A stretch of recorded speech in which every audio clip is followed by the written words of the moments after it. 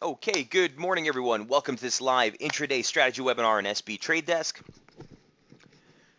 Michael Boutros here with you this morning, guys. We are about to get the print in just under a minute for the U.S. retail sales for the month of July. We are expecting a nice rebound from the contraction of 0.3% that we saw headline last month.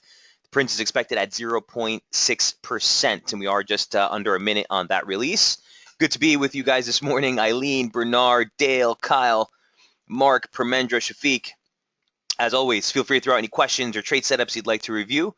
Right now, we're looking at the dollar index just below near-term resistance, 11,990. We talked about this level yesterday, guys. 991 is an actual retracement. And certainly the broader bearish bias remains in play below 12,014. So we'll continue to see if we do get a rally into this region. Interested in some short exposure depending on the print. We're about 10 seconds away. Again, headline reads 0.6%. We'll also be getting import price index, not a major market mover. The focus will be on these numbers here. Survey says 0.6%. So right in line with expectations. You're seeing some dollar gains here versus some of the commodity currencies, but nothing major. X-Auto comes in at 0.4%. Sales Control Group 0.3 versus 0.5. So broadly in line with expectations. There were some concerns that you could see this number start to tail off. At this point, we'll be looking to see if the dollar can get us into that 12,014 region heading into the U.S. trade session for another fade here, possibly on the greenback. Biggest mover so far, looking at the spot return so far, you did see that the sterling was the only one that was above water in overnight trade. To refresh that real quick, dollar is now strong against all its major counterparts. Remember, the dollar index actually did close below 11,991, that region we talked about yesterday. So while the rebound you're seeing here near term could offer us some nice short entries, again, broader bias remains weighted to the downside near term. Excuse me.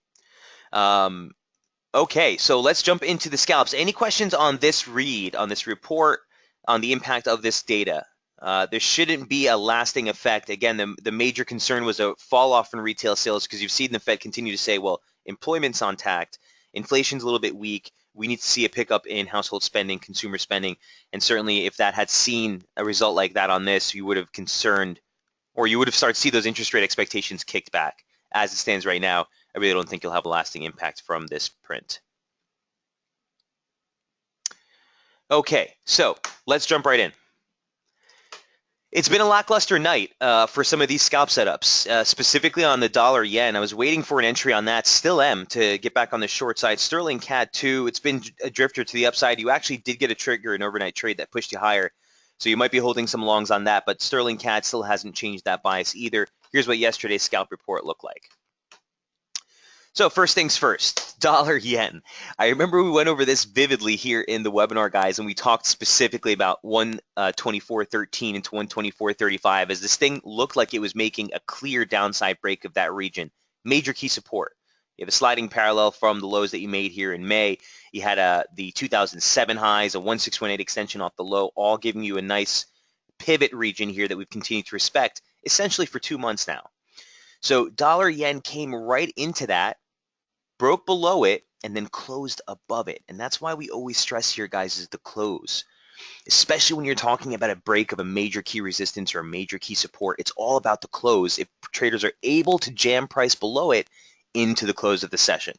So you saw a drawdown into 124.83, 124.82. That's actually the exact monthly open. So we came right into the monthly open, and then we closed right at 124.19.8, 124.20, so just above that major key support region. Nothing's changed. The outside reversal candle keeps the focus, to the downside, but you do need to clear this range of support to get the broader conviction on a turnaround here for dollar yen. Keep in mind, again, we've been seeing that ongoing divergence in the momentum signature continuing to hold sub 60 as price action continues to press into fresh highs. So nothing's changed on that. Here's what the scalp looks like from last night. And here's what it looks like right now. We're looking for a rally to sell. It's given us a little bit of a pop higher. Okay, here's where we were yesterday looking at resistance at 124.35. You saw that pop higher. Again, there was actually a momentum trigger here in the 5-minute that gave out. but nothing really compelling to start shorting this just yet. I'd like to see if we can get a little bit higher, towards 124.70. The bearish invalidation level is still going to be the upper median line parallel, so nothing's changed on that front. We're still looking for short triggers here in dollar yen. What you really do need to see on this to get the conviction again near term, like I said, is a break below that sliding parallel. If you look at this on a near-term structure, that's also a median line right off the highs. So that comes in right around yesterday's swing low that you made here in Asia Pac. That comes right around the 124.10, 124.13 handle. A break below that coincides with the break of this key support region, and you'd look to play downside targets. So near term, you'd be looking at 123.82 again as the monthly open. More importantly, the lows that you made towards that last swing there in July takes you into 123.50 and beyond. So those levels are all mapped out. No change to any of the levels or the bias on dollar yen. Just a little bit of a staller here as you head into the end of the week. Not surprising heading today's US data print. Again, look, see if we can get a nice little rally here with some short triggers up near 124.70 in US trade. Any questions on the dollar yen setup?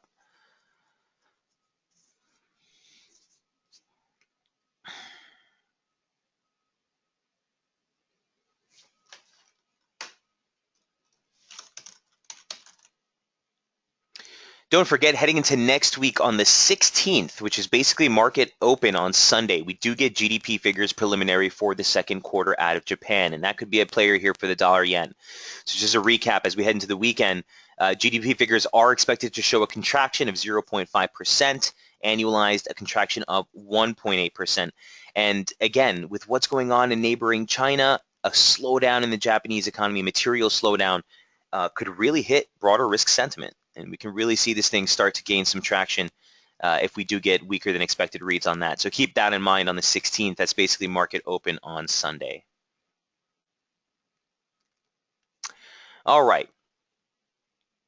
So that is the dollar yen. A quick look at the 5-minute.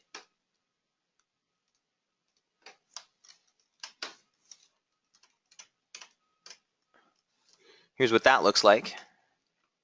Okay, and here's that really quick rebound and spike.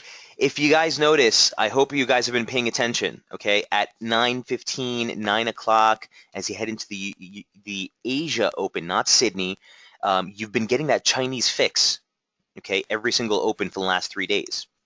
Certainly there was a press conference that came out in overnight trade with the PBOJ, again suggesting that this is not going to be an ongoing devaluation of the yuan, but this is the third consecutive day they've done it. And certainly on the open of China, when you get those headlines hitting of where the yuan got fixed at, you see the market react right away. And that's been the play to fade for the last 3 days coming. So you watch that 9:15, 9 o'clock open into Asia as those headlines hit of the yuan fixing. You know, the weaker that they press it, again, you get those exaggerated moves like this. And for the last couple of days, they've been pretty strong moves to fade, especially on the back of that stretch we made yesterday for some of these to get a little bit of a relief rally before they start to turn over again. So we'll be looking for that. Looking at the momentum signature, I just wanted to bring this up for the dollar yen. You did see a couple of spikes in overbought or above 60 conditions, but here we are sinking sub 40 twice again. So we'll be looking for short triggers heading into the US session.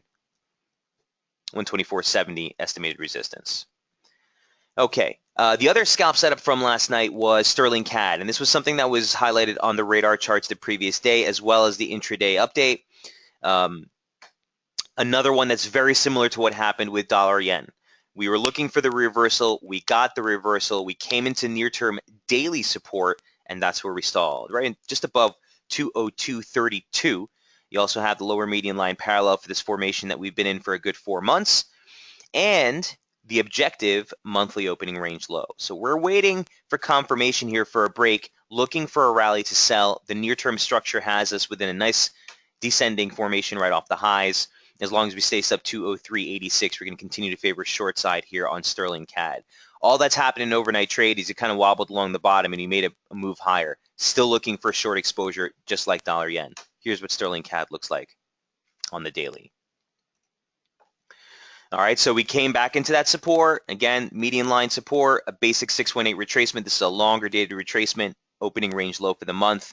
momentum, you had the divergence into the highs. You're just looking for that confluence break sub 50 with a move below the monthly opening range. So the near-term chart is much clearer, and we're coming into an area of resistance of which we'd like to start to look for some short triggers. The only thing I don't like about this trade, guys, I'm just going to preface it right here, is that the momentum signature has been all over on both sides. So as far as that intraday momentum conviction you look for, you don't really have it, right? Oversold condition, you're looking for resistance at 60, nothing. Overbought condition, you're looking for support at 40, nothing, right? So when the momentum signature is doing this, it's very indicative of turns, of flat or stalling markets. So certainly we'll be looking for resistance near term, 203.83. This is going to be the bearish invalidation level, which means if we get above this, you look for a recuperation higher, and the daily chart really takes you back into this median line, which is as high as basically 204.90, 205. So we'll see if we can get some kickback here. Again, near term, here's what it looks like on the 5-minute for Sterling Oz. Looks like it's losing some steam, and this morning I was looking at that divergent signal as I came in, momentum pressing into or making a lower high, the oscillator making a higher high, and certainly off the highs we've already come off a great deal, but the actual trigger for the short side hasn't really panned out, at least not from a timing standpoint. So we'll see if we can get that last stretch into 203.85. Look for that resistance heading into US trade, another one that might be primed for the pump here as we open up the market. A wider range scalp as well, so keep in mind a quarter of the daily TR is still 45 pips on this pair, a nice bigger chunk than the 20, 30 pips that we're typically looking for. So just keep your expectations curbed. The conviction for a downside break, a continuation of the lower or the bearish bias, would be a break back below this region here. All right, and that'll be a median line break as well as sort of the lows of the session, maybe a little bit deeper than that 786, guys, into 202.50, 202.60. So another one that's sort of stalling, but prepped and primed for the pump. We'll see if we can get that entry heading into US trade. Any questions on Sterling CAD?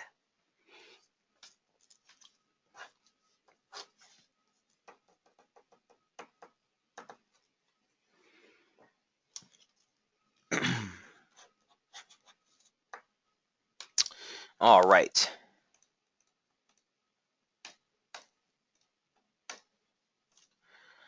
Okay, so next we want to go over really quick some of the radar charts that we've been following, and the dollar index. I think we went over that earlier in the session, guys, but just a quick look, what the daily's doing. There's a lot of talk about what's been going on with the dollar index and whether this has, the clear conviction break that we've been looking for or not. I'm still leaning on the side of yes, nothing's changed. In fact, yesterday did close below 11,991. We were testing that region here in the webinar. We specifically said, listen, if this thing closes below it, we're going to continue to favor the downside. Near term, the structure has come into some support and you're looking for that rebound. But again, the monthly open, we're around 12,014.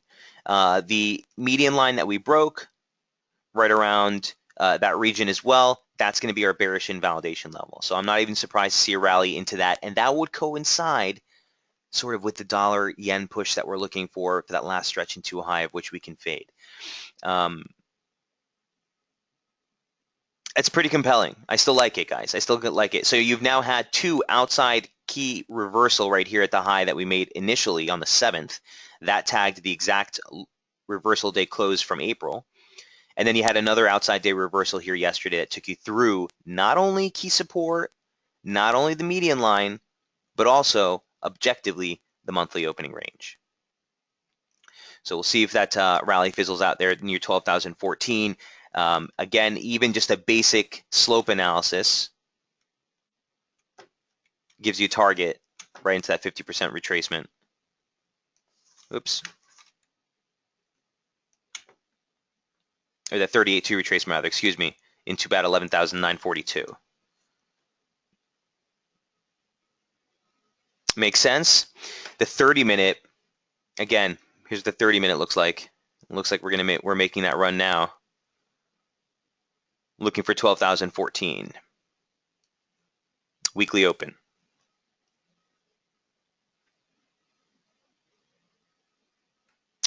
Questions on the dollar index. We are running through these guys, so feel free to throw out any questions or trade setups you're looking at. Next up is Cad Yen. You might have seen this one presented earlier in the week on Daily FX. It's a short range scalp, guys. So you're basically looking at like a 20 pip stop, 20 pip limit, really tight, not really my favorite conditions, but the setup seemed compelling. So here's what the daily chart looked like, or here's what the scalp looked like last night. The basic premise of the trade was weighted to the long side based on what the daily chart was doing, and the resistance that we were looking for a break of was 95.80. It was a 100% extension off the highs. We tried to break over it, or off the lows rather. We tried to break through it earlier in the week and failed. Here's what it looks like on the 30. Well, let me take you to the daily first. This is the structure that we're working with. Okay, and if that median line parallel that breaks today, we're going to abandon this idea, but we're testing that as support as we speak. So you've been getting some divergence into the lows, price action, lower low, oscillator, higher low, followed by trigger break 9 times out of 10. That's going to be a trade I'm very interested in. So we're shifting the focus to the upside here. You're getting some stall, but might be an ideal entry for the long side right around these positions. So if you look at this from the scalp, here's what it looks like since last night. We're looking to buy pullbacks, the invalidation level 95.20, just beyond where we are right now. So you're already working with about a 20 pip stop on this one. You're coming into a region of support. You're just looking for a near-term momentum trigger on this to the upside. Let's see if we can get it here.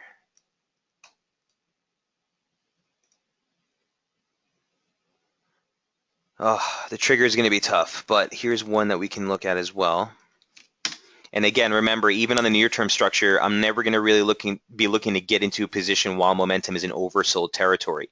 That condition can last for an indefinite time period. And if it continues to hold in oversold, the propensity for the market to keep going is there. Remember, the only reason this oscillator got down here is because there's so much push and force behind it.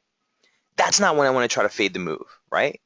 On an event risk, sure. On a major break because of some sort of market digestion of some sort of data or occurrence, sure. But on a normal basis, we'll typically want to see that oscillator get out of oversold territory before you really start to press the opposite side.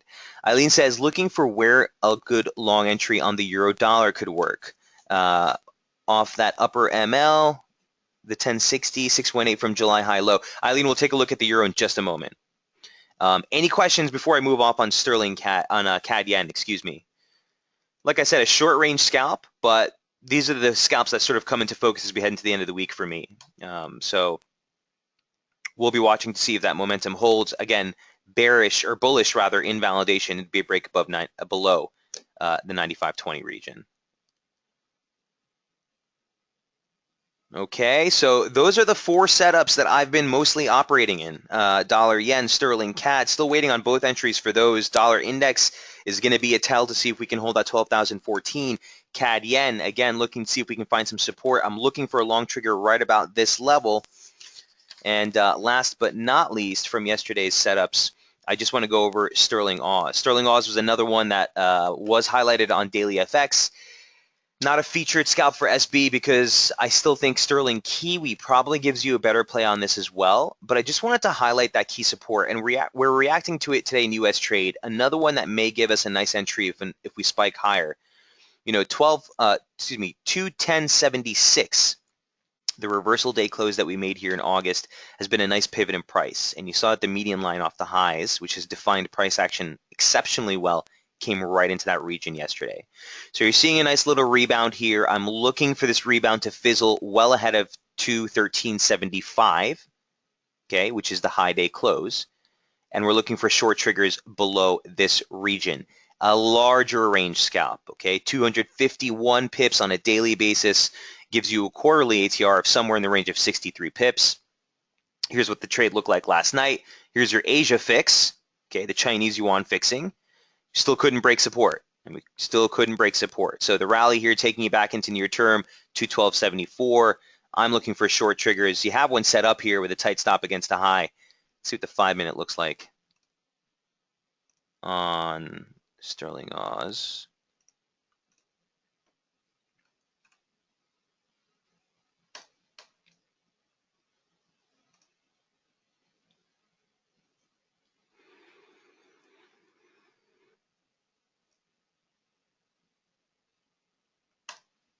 think we just looked at that one. I think I was looking at sterling Oz when I was trying to show you guys sterling CAD, by the way. Hold on one sec.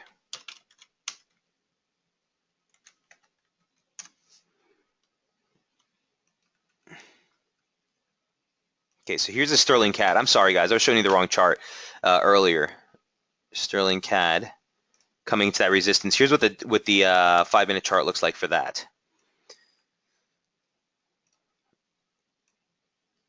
That's your support trigger. It looks like a resistance trigger actually just gave out.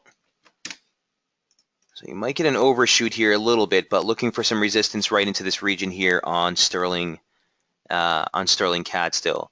The sterling Oz trade, this is the other one that I was just showing you actually by accident, guys. So here's sterling Oz on the 5-minute. That's the same, right? You had the trigger, you got the divergence to the highs. You haven't gotten the conviction for a turnover yet, but we'll be looking for that as we head into US trade session. Sterling CAD is still going to be probably the one I'm most interested in. See if we open up the US trade session, guys, and able to get a nice trigger on that one. It's a wider range scalp, like I said, 45 pips per scalp, coming into a very interesting level of resistance. So we will come back to this. I'm going to keep this chart right here on the side, and I'll keep you updated if we jump into that during the webinar. Looking at, let me take off sterling CAD too. Looking at the euro dollar, came into resistance, right?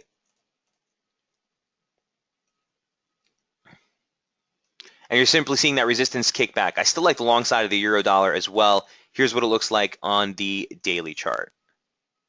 Okay, so first things first, Jamie with you guys, I'm sure he highlighted this yesterday, you know, the slopes that we're working with off of the 2014 high, specifically the May high, and then the July, August, I guess these are both points are in July, gave you a very, very clean slope. If you parallel that slope to the swing high from October, you can see that that slope comes in dead on with the 618 retracement from the decline off the highs that you made in June. And that's sort of what governed the high of the trade yesterday. We ran right into that region and it held. So you're getting some kickback now, momentum, beautiful trigger break here, has kept the upside focus in place since the 11th, still looking higher. Nothing's changed. It's, you know, essentially a basic breakout trade. Opening range break happened right here on the 10th. Breakout of the formation was confirmed on the 11th. So still looking to play this on the long side, Eileen. Nothing's changed. I just want to see what your 618 is exactly off that upper ML and 110.60, which is the 618 from the July high low. July. Okay, so the July high low, I won't really stress anymore because we've covered the entire July range, Eileen, right? So I really won't stress per se retracements within this region. I think maybe you're talking about the intraday. Even then, I'm not stressing the July high low, more so the June high into the July low. So that gives me a 618, Eileen, right at 111.95, and that's exactly where this thing capped out yesterday. Okay. If anything, Eileen, if anything, and you wanted to use the July high low, I probably wouldn't be using this retracement. I would just be using the retracement off the low into the new high. Because you've already made a turn. Remember, anytime you've made a concrete turn or you've made a concrete assertion of a near-term high or low, it's always going to be better just to use the most recent move. If you haven't extended into the upper ranges here, so we haven't even come near the 764, nothing above the 618, I'll leave them. But ranges within this region, I'm always going to want to take the most operative, the most recent advance. Does that make sense? Eileen says, yes, intraday, the 50% level catching some of this week. Okay, most recent makes sense, she says. All right. So these are the pivot levels and the levels that we've been talking about since earlier, guys, in the week. Nothing's changed on this. Essentially, the break that confirmed the upside was 110.45. If you remember, we talked about this on Monday's webinar on Daily FX to confirm the break of this, you know, median line that we've been waiting for. So broadly speaking, I still do like the upside. Near term, you're coming into support right about where you are now. Little concerning if we do sink sub 40 here. This would be the first 40 break of the week. And that would suggest that maybe you have a little bit deeper of a cut here for euro dollar before we turn around.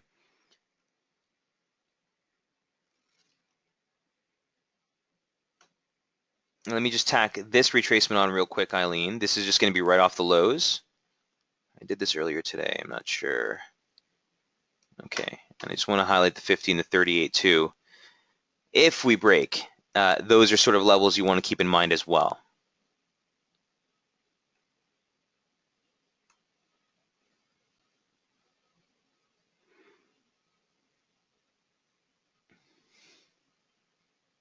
And I would highlight this region as your near-term bullish invalidation level.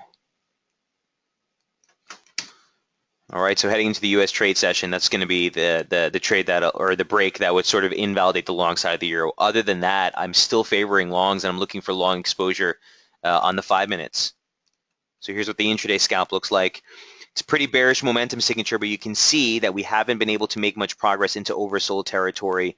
On the open of the week, we were actually pretty constructive. You held 40 on every pullback, even on the 5, got multiple breaks into overbought territory. This is not really a signature that's turning over per se. More so looks more correctionary to me. So we'll continue to look for those long side triggers.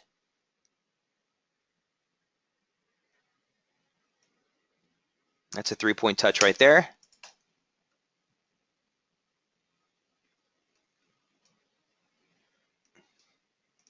So Eileen, to answer your question bluntly, an entry near 110.82, if we can keep that low in play on the open of US, might be a beautiful entry. A deeper cut, this is where I'd be looking again for possible long entries.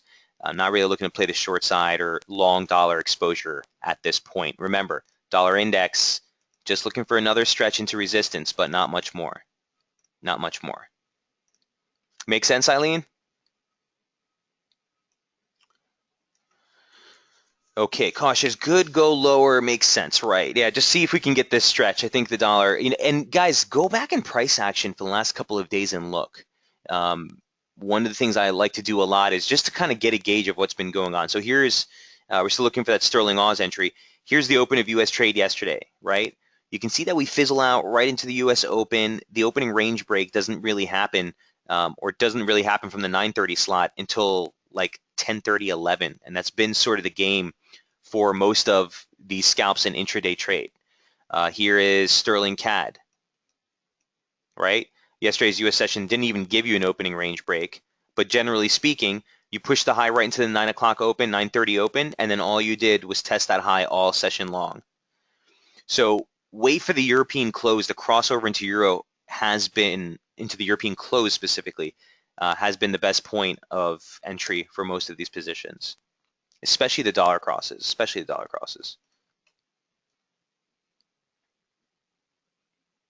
Here's a breakup, the US opening range for the euro dollar late in the session at 10 o'clock here in New York, right?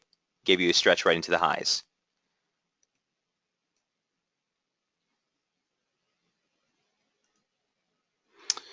Okay.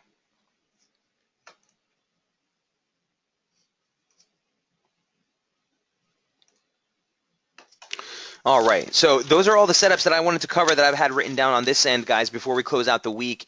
Can you talk more about determining your invalidation levels? Sure. So the invalidation levels, guys, are based on a point of reference of which, if broken, I don't want to use the word in the definition, but would basically nullify our bias. Okay, so if I'm looking for the short side of dollar CAD, or I'm just looking, for example, let's just use this example right here for the dollar yen. I'm looking for the short side dollar yen. The basis for the short side trade is not only the momentum signature, but what price action is doing. Remember, that's our strongest indicator at all times, is what price action is doing. We're never going to take a trade based on just an oscillator of any type. It's always what's happening in price action. So the invalidation level is a level of which, if broken, I'm no longer looking to keep that bias. So I'm looking to short dollar yen rallies, Eileen. I'm looking for a resistance at 124.70 at the upper median line parallel. This is what's the invalidation level right now. If we break through this, the conditions of which had me looking lower are no longer present. Both the technical formation, and by that time you would have a 60 break in momentum, would nullifies the idea of looking lower in dollar yen. And such a scenario shifts the bias higher. So now you're looking to buy pullbacks against that region. I guess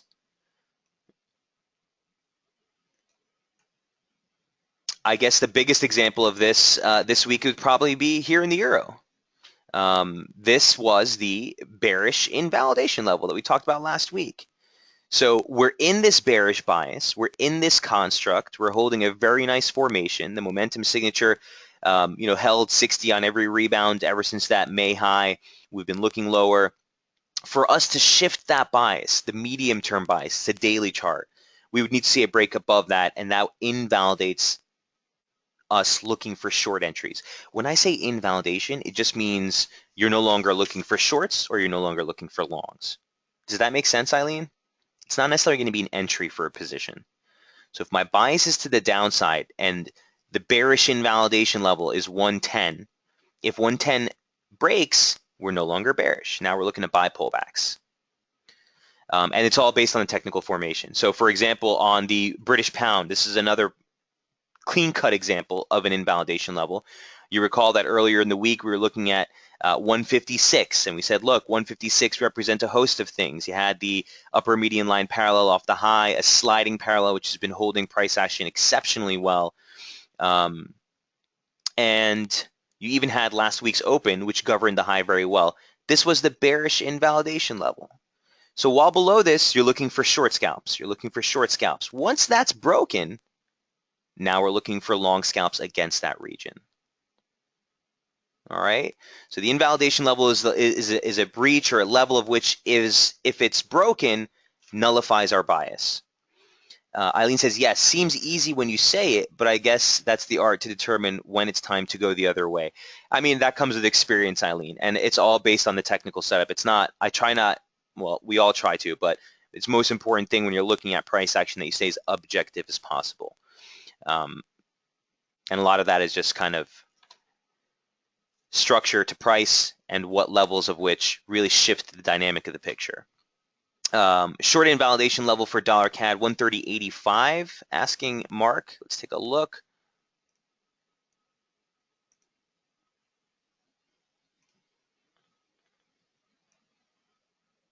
So I didn't highlight dollar CAD yesterday just for this exact reason. I actually think the rally can get a little bit higher here, Mark, before we invalidate the short side, which is why I didn't want to throw this on the scalp as still a bearish bias. I am still bearish. We are coming off of a big area of support, sort of like dollar yen. Although this did close below the median line, I would expect near-term resistance right here. But outside of this structure, you're still inside the weekly, the monthly opening range rather. So I kind of, I'm still favoring the downside, the divergence signal. You got the trigger break. It's not a very conviction break, but it's there. We're looking to see if this rally gives us a nice entry back on the short side. So for me, I think you're coming in some resistance right now. This fib, by the way, is dated. The only reason I leave it is because it's actually lining up perfectly with that swing low from last week, and also a nice pivot in price. If you go back to that July 22nd high, okay, it's also right there. So that's why that fib is still there. This range, there's nothing special about that specific range. But so for dollar CAD, I would still say, I would even say higher than that, Mark, as the invalidation level. Near term, like I said, I'm looking for resistance right about here. Let's see if I can actually snap these lines real quick, so you can see it. See, there's that lower median line parallel that you're looking at on the daily chart. We're kind of making our way through it right now, right? And I had a feeling the dollar could get a little bit of a roar this morning on the back of that drop off yesterday. So I'm still looking lower, Mark, but I would still keep bearish invalidation up at 31. I know that's a little bit farther than where we are right now. Does that make sense? Mark says, yeah, me too, lower. Yeah, okay, great, thanks. Yeah, I see more like 131. Yeah, I mean, it's just because, again, keep in mind, it's funny because we have discussions on Daily FX and we talk to traders all around New York all day, me and Jamie, and a lot of them, it's funny because you have a split right down the middle. A lot of guys from some prop desks are saying, this is a perfect opportunity to get back on the long side of the dollar. And a lot of institutional research is saying the same thing. Traders that I've worked with for years, though, are kind of on the same page as me. This is, you need the washout. certainly with the global picture that's happening with China further easing and the devaluation that's going on for a third day, doesn't bode well for what's going on in the broader economy there. And that's only gonna delay the Fed. And it all comes back to monetary policy. We stress price action, we trade price action, that's what we study, but the underlying fundamentals are there. And part of the reason that the dollar has been ripping for the last 2 months is because everyone's saying, oh, September rate hike, September rate hike. Well, I'd be willing to bet money at this point that we're not really going to see that, and markets need to digest that.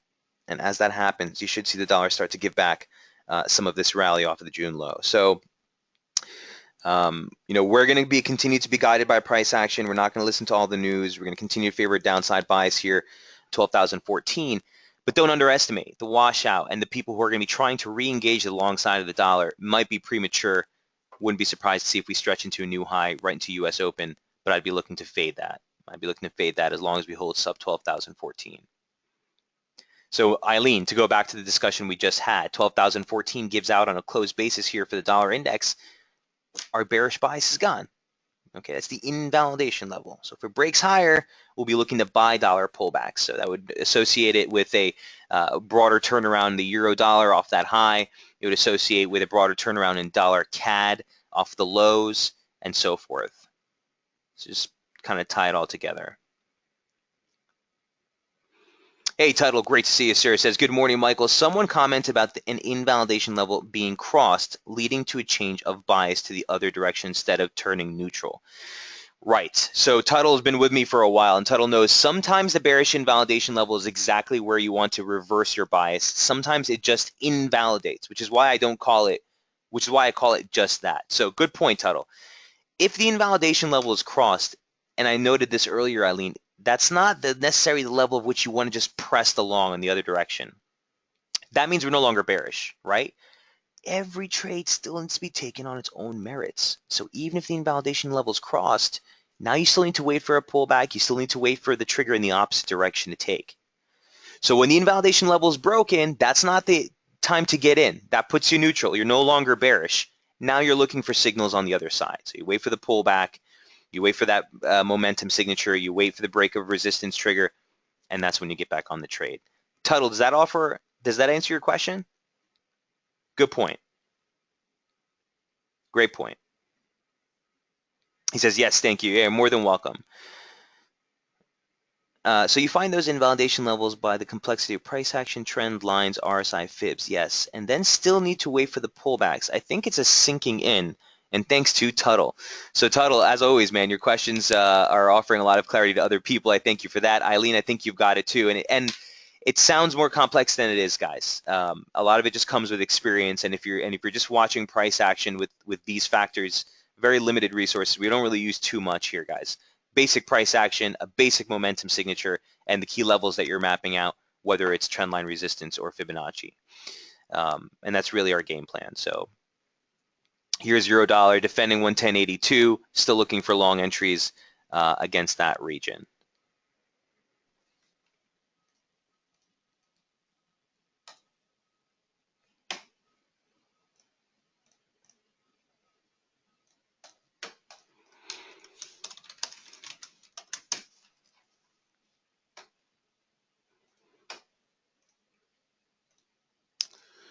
Okay, any other questions before we wrap things up?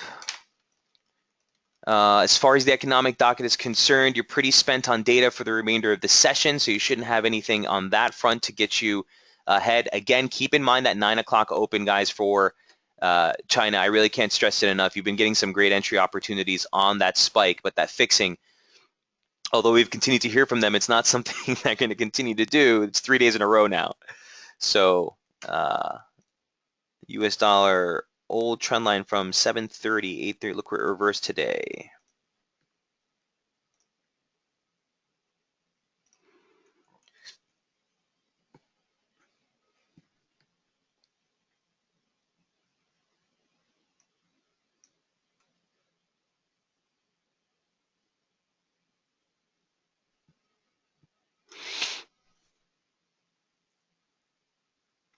Yeah, so I see what you're talking about. You're talking about like these trend lines. So I don't really want to. Yeah, I see what you're saying. I see what you're saying there, Mark. certainly adds conviction, right? And these things can help, but I try to keep my charts as objective and as clean as possible. So I already have this formation, which has been governing price. You saw the median line offer some support. You saw the upper median line offer some resistance. I have this one near term, which is even cleaner within the confines, embedded, and that caught the low almost to the pip. So this is why I still think you could see some upside here, guys. And I think we're going to get it here into the U.S. trade session. So patience pays in this type of game, and specifically on near-term trading, guys. 90% of your trade is all in the entry. So wait for the 9:30 open. Let's see if we can shake out some of these weak hands, get this thing as close to we can as 12,000 as possible. Stop against those median line highs, and we'll see. That might offer a nice opportunity in the euro long and the dollar yen short. Aussie dollar, I just want to touch on real quick, I guess, but it's not really a trade I'm interested in any longer. We've been following this one on the intraday chart since last week. I'm kicking myself because here was the yesterday's China fix, and it rallied right into resistance. Yeah, I was even talking to someone online saying, this is probably the greatest short entry for the Aussie this week. Here we are to the downside. But again, based on what we saw based on some of these concerns from China, I'm being hesitant because of what I'm hearing on all the news resources, which we try not to filter into our trades, guys, but it seems almost impossible these days. Long story short, the momentum signature here is changing, and you're seeing from oversold conditions. Here's your first 60 from the lows, and here's 40 as support. So on its face, still looks constructive. To get the bearish bias out of the way, here's what the near-term bearish invalidation is, my estimation on Aussie dollar. So Eileen, a 100% extension off the low. More importantly, upper median line parallel, former lower median line parallel, and these confluence regions are going to be the biggest players. So a topside break here is what's needed to validate a bigger turnaround in the Aussie dollar. Near term, I still remain constructive above 73.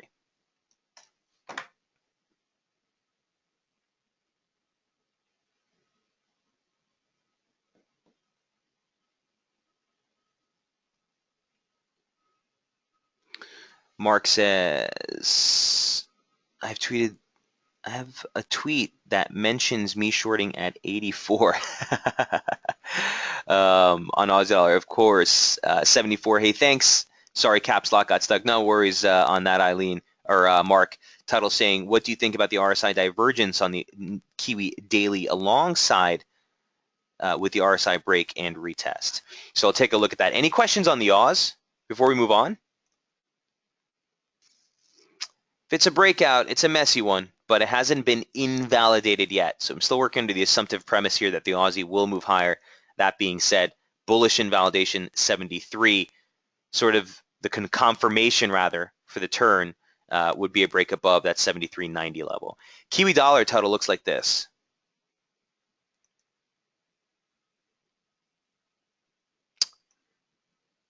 Oh, goodness.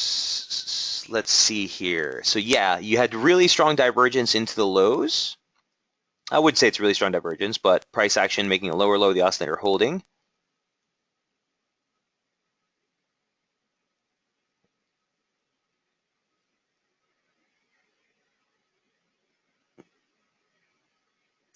Yeah, Tuttle, on this trade, man, it's a range, plain and simple. That's how I'm going to treat it until we break either back above the monthly opening range high or back below 64.90, 65. I got nothing on this. I got nothing. I'm sort of treating it like the Aussie dollar in that I do think it's primed, but every upslope continues to be invalidated. So let me just update this for you real quick. To the new low. Well, actually, that looks pretty decent. That looks pretty decent.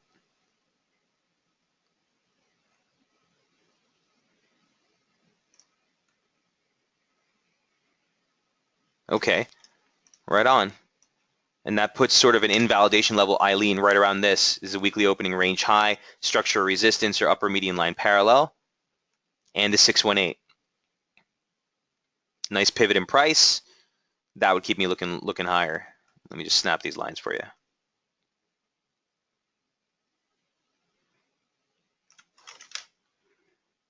Actually, I'm sorry.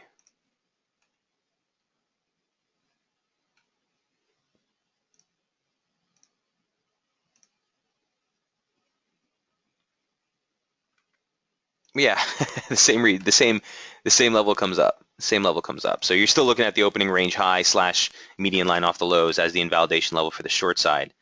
But Tuttle, since the start of August trade, man, this is as rangy as a market as it gets, and I'll want to see that invalidated. You made an outside day reversal, which was pretty convincing yesterday, but the lack of continuation through the monthly pivot, I don't really care it's the monthly pivot. It's objectively the opening range high for the month and the swing lows for the opening range of June, or July rather. So objectively, it's a level we're going to watch either way. But on this trade, I wouldn't, take a position just based on the momentum signature price action, still holding a pretty well-defined range. Price trumps oscillators, correct? Tuttle, 100% all the time, hands down, blanket statement. 100%. We use the oscillator as a tell, as an additional trigger, a go-ahead. The changes that we talk about, me and Jamie, in the momentum behavior, these are things that we look at the oscillator for. But price action trumps everything. And of course, when you're looking at price action, guys, nothing supersedes basic support and resistance. You can get as fancy as you want with Elliott. You can get as fancy as you want with Bollinger Bands and deviation bands and MACD and stochastics. Nothing supersedes basic support and resistance. If you're talking to a trader on a desk, portfolio manager, asset manager of any kind, that's the standard of technical analysis. So keep that in mind. Vesk says, Mike, I think we just missed Sterling Cat. No, did we? Damn it, I think we did. Shoot. There it is.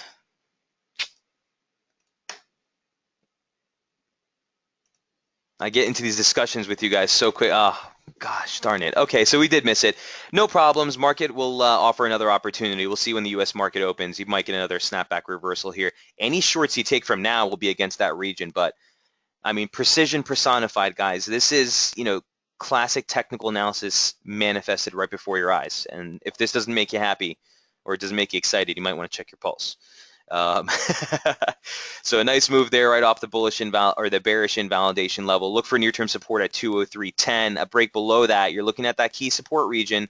Just watch the lows from yesterday into the median line parallel. I don't want to stress the 786 as much as these lows. So stretch that into 202.50, I think is what I noted on last night's radar charts for Sterling Cad here, or I guess it was in the report.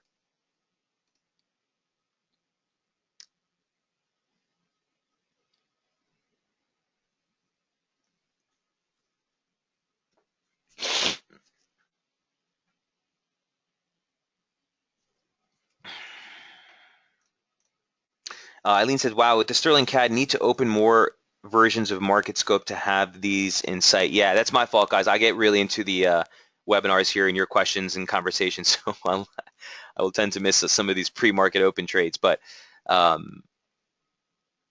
nice move here in Sterling CAD. Sterling Oz also looks like we might have missed the entry on that one as well. Not as compelling a trigger. But I do like this move here. Against the opening range high is going to be 21.30. So if you get a pullback, that's really what your stop would be against on an intraday scalp basis within the U.S. trade session. Either way, I do like the Sterling Cat setup better. One quick look at Sterling Kiwi. I know a lot of you have been asking questions on that. Very, very similar setup, and I think from the technical standpoint, actually looks even a little bit cleaner. Look at the median line formation that we're looking at off the highs. Yesterday's rebound right off of, or rather earlier in this week, the rebound off of a confluence right there off the median line from the highs. Here's what Sterling Kiwi looks like in near term. So a very similar setup. It didn't quite make it. I don't know why that's there. Didn't quite make it into the ideal entry for this one. Let me just update real quick.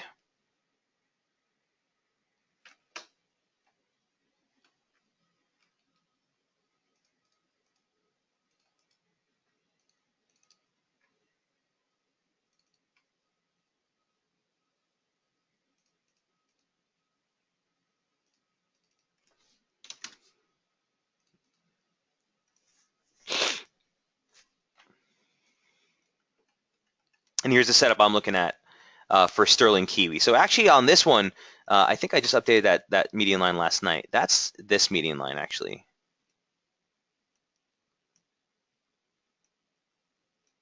All right, so a little bit of a different stance on the near term, but it seems to have caught, or at least looks like it's guiding price action much stronger.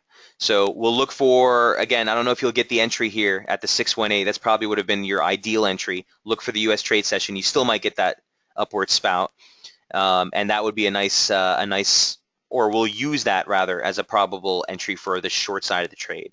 Again, a trade that's really based on what's been going on here near the highs, ongoing divergence for the last 4 peaks.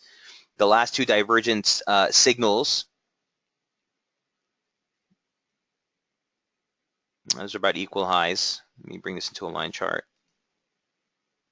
Some slight divergence there, but the last 2 ones, you have one of the swings above 70, one below 70. That tends to be a pretty strong signal. So the initial rebound that you're seeing off 60 looks good. Really, you need to break that median line to get the drop into that 618, and that takes into 232.06, basically 232.00. Invalidation to the long side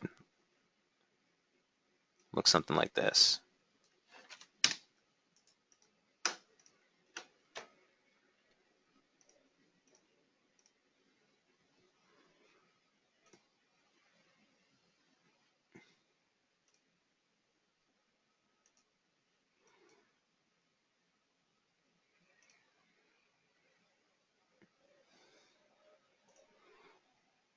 Okay, sterling CAD might reset here, so let's see if we can get another entry as we get deeper into the start of the session. All right, guys, so if there are no other questions, we'll go ahead and wrap that up for the week. We'll be back on Monday. Remember, Monday's the public webinar on Daily FX, 8:30 Eastern in the morning. Tends to be a packed room, guys, but I will try to cover all the setups from the Sunday report, and then we pick things up here back on SB on Tuesday, Wednesday, and Thursday at 8:30 Eastern. I want to wish everyone a great weekend. Best of luck trading into the end of the week.